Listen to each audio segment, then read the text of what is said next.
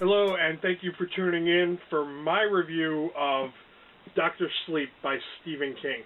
If you have not heard of Doctor Sleep is Stephen King's latest book that just got released I think it was around the end of September. I don't remember the exact date. But it is a sequel to his book, The Shining, which was originally released in 1977. So it's been a number of years, I would say at least 30 years, for him to come up with this sequel. When you first start the book, it picks up immediately, I can't say immediately, it picks up shortly after the events of the first book, The Shining, where Danny Torrance is still a little guy and his mom, Wendy, they're trying to make a life for themselves after the events that happened at the Overlook Hotel. Now, do you have to have previously read The Shining to get and understand and fully appreciate this book? No, you do not. I've seen other reviews where other people are saying you have to read The Shining in order to enjoy this book. You don't really. I'm going to lay that flat out right out there. You do not. It's a standalone book. It is a sequel, but you can read it by itself and fully enjoy it. I have to say I absolutely loved this book.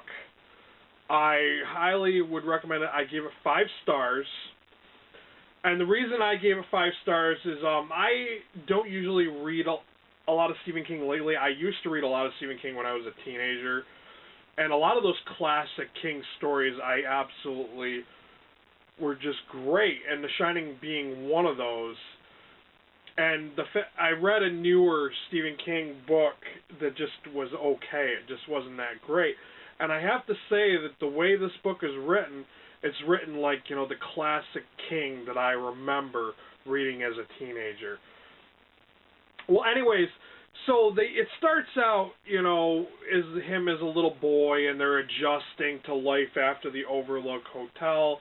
And if you remember, Dick Halloran was another guy who had The Shining from the prior book, and he helps young Danny Torrance.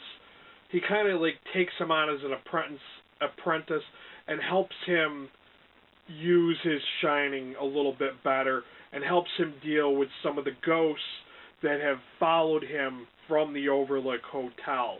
And he teaches them how to deal with those ghosts. So yes, there are previous characters that turn up in this book from the first Shining. That's only for maybe 1 or 2 chapters, and then it goes on to Dan Torrance has grown up. He's become an alcoholic. His life is in turmoil. He's bouncing from job to job, going all over the country, and he has one pivotal moment where he has a one-night stand with this girl who is a young mother. They go and they blow his whole paycheck on coke. He wakes up the next morning and he's wondering where his pay went, and he finds a $10 bill in his pocket. He's like, oh man, where did all my money go? He's like, maybe I put it in her purse and let her hold it. But he can't think, and he sees a huge bag of coke on the table. He's like, oh man, we must have spent it all on that. She must have a coke habit. Yada, yada, yada. So then he goes and takes money out of her purse and sees that she's on food stamps, and then finds out she has a little kid who's obviously being neglected, and he decides after this, because he leaves her house, steals some money out of her purse.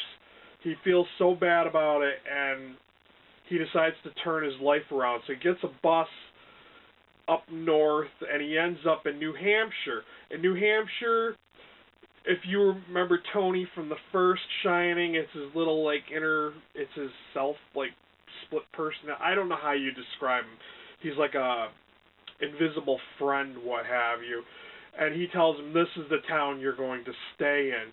He stays in this town. He joins AA, gets clean off of alcohol, gets a job working in a hospice, and from there, events he meets another person with The Shining named Abra Stone, and it is an amazing book. I don't want to reveal too much to you guys.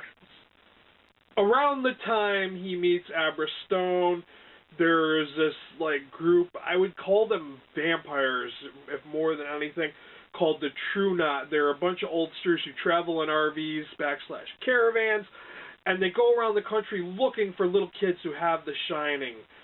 And what they do is they torture these little kids until they are dead, and while they are torturing them, they release this thing called steam, which is basically the power that gives them the Shining. And these people feed off of it. Sometimes they store it in canisters and save it for later. It's like leftovers for them.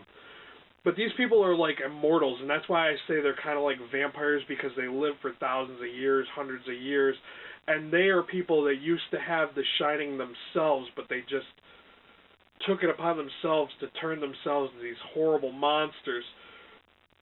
Eventually, things lead up to where, you know, Abra's life is in danger, and she reaches out to Dan because she knows, like, somehow that she can sense his presence or whatever through his invisible friend Tony, and there's an all-out end battle at the end of the book with the True Knot, and it takes place at the remains of the Overlook Hotel in Colorado.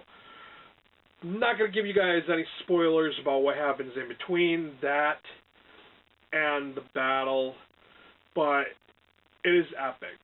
I was never disappointed, not once, in any part in this book. And I'm going to throw this out there.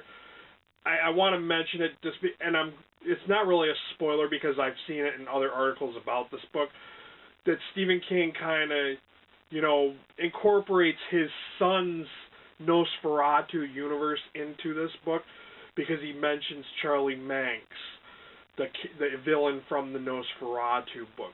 I thought that was pretty cool. Like, he gave him his own little shout-out and connected his book to this one. If you're wondering why the book's called Dr. Sleep, yet again, this is not a spoiler because they mention it in reviews and other things, like descriptions of the book. Dan Torrance is Dr. Sleep because of the abilities he uses while working at the hospice to help people pass over to the other side, with the help of this cat named Azzy, who kind of has a little bit of the Shining too. So yeah, I thought it was a really, really great book. I was very surprised because, like I said, the last Stephen King book I read was it was okay. It wasn't like classic King. But he's got it. He's got it, baby. Classic King. This book is just like all those classic books that I remember reading when I was younger. So that is my review of Stephen King's Dr. Sleep. As I said before, I think this is a 5-star book for sure. If you have not checked it out yet, go ahead and read this. It's adult horror fiction, maybe classified as a thriller. It's not too gory, even though I have read print reviews that said it was kind of gory. It's not really that gory. It's not like Cujo, or unless maybe they're talking about the ghosts. But it's, you know, it's more of a thriller, paranormal than anything. So yeah, if you have not subscribed already, please feel free to do so. Questions, comments down below. Have you guys read this book before? What did you think of it? Is it on your to-be-read list? Have you read the original, The Shining? Let me know down below. And thanks for watching, guys. Till next time. Later.